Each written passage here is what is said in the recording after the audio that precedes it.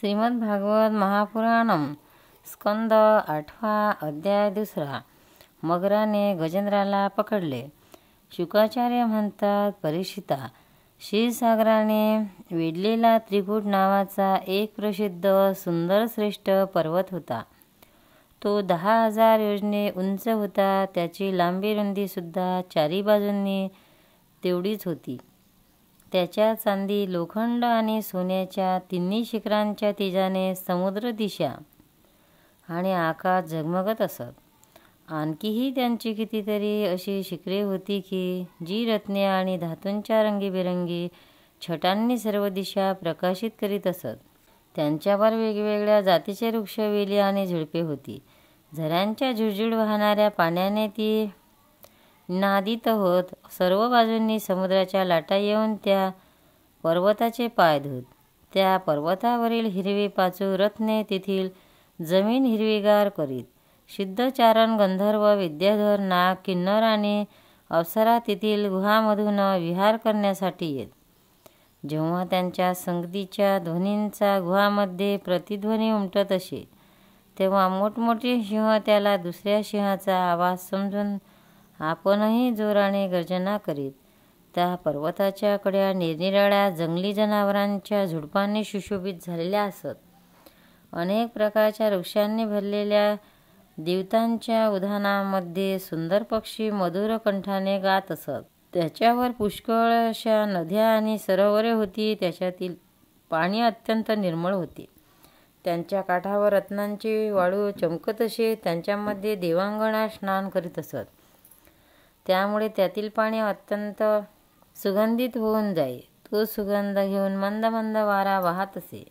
त्रिकुटाच्या दरीमध्ये महात्म्या भगवान वरुणाचे एक उद्यान होते.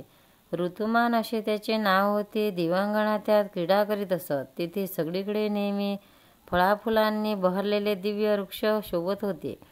त्या उद्यानात मंदार, पारिजात, गुलाब, अशोक, चाफे, आम्रवृक्ष, 4 फणस, आंबाडा, सुपारी, नारळ, खजूर, महारूढ, रुंग, मोह, सागवान, ताड, तमाल, आसना, अर्जुन, रिठा, औदुंबर, पिंपरी, वड, पळस, चंदन, लिंब, कांचन, साल, देवदार, द्राक्ष, ऊस, केळी, जांभूळ, बोर, रुद्राक्ष, हरडा, आवळा, बेल, कवठ, इडलिंबू, बिबा इत्यादी वृक्ष डोलत होते.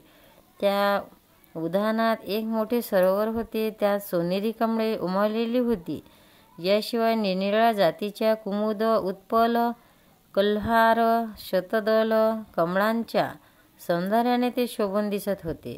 त्यावेळी धुंद भुंगे गुंजारव करीत होते. पक्ष्यांचा मनोहर किलबिलाट चालू होता. तेथे हंस, कारंडव, चक्रवाक आणि सारस पक्ष्यांचे थवे होते. पानकोंबडा आणि चातक यांचे कुंजर चालू होते. मासे आणि कासव यांच्या हालचालीमुळे कमळपुष्पे डोलत होती आणि त्यांचे झडलेले परागा पाणी सुगंधित करीत होते. कदंब, वेत, बोरू, कदंब, वेल इत्यादी वृक्षांनी ते वेढलेले होते. कुंद, पोराटी, अशोक, शिरीष, कुंडा, हिंगणबेट, कटी, शेवंती, सोनजुही, नागचाफा, पुनाग, जाई, मोगरा, शेवंती, कस्तूर, मोगरा, कर्दम इत्यादी पुष्पवृक्ष तसेच तटावरील प्रत्येक ऋतूंमध्ये हिरवागार राहणाऱ्या इतर वृक्षांनी ते सरोवर अत्यंत शोभामान दिसत असे.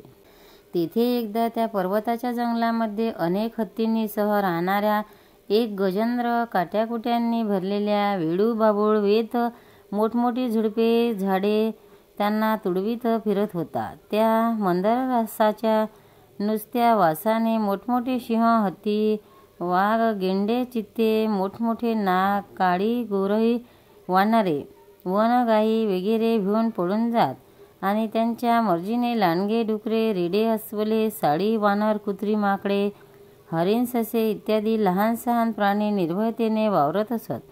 हत्तीची वयात येणारी पिल्ले उन्हाने व्याकुळ झालेली त्यांच्या पाठोपाठ येत होती.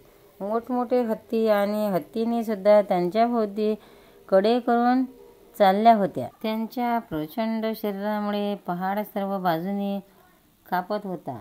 त्यांच्या गंडस्थळातून स्रवणाऱ्या मधाचे पान करण्यासाठी भ्रमर त्यांच्या भोवती गिरट्या घालीत होते. लांबूनच कमळाच्या परागांनी सुगंधित झालेला वारा हुंगून त्यांचे डोळे मंदधुंद झाले होते. त्याला आणि त्याच्या कळपाला अतिशय तहान लागली होती, म्हणून तो लगबगीने सरोवराजवळ गेला. त्या सरोवराचे पाणी अत्यंत निर्मळ आणि अमृतप्रमाणे मधुर होते. सोनेरी आणि शुभ्र कमळाच्या परागांनी ते सुगंधित झाले होते. हत्ती अगोदर तेथे घुसून आपल्या सोंडेने भरपूर पाणी प्याला.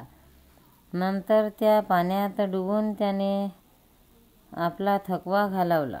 गृहस्थाश्रमी माणसाप्रमाणे मायेने तो हत्ती आपल्या सोंडेने पाण्याचे फवारे उडवित आपल्याबरोबरच्या हत्तींनी आणि पिलांना न्हाऊ घालू लागला. तसेच त्यांच्या तोंडात आपली सोंड घालून त्यांना पाणी पाजू लागला.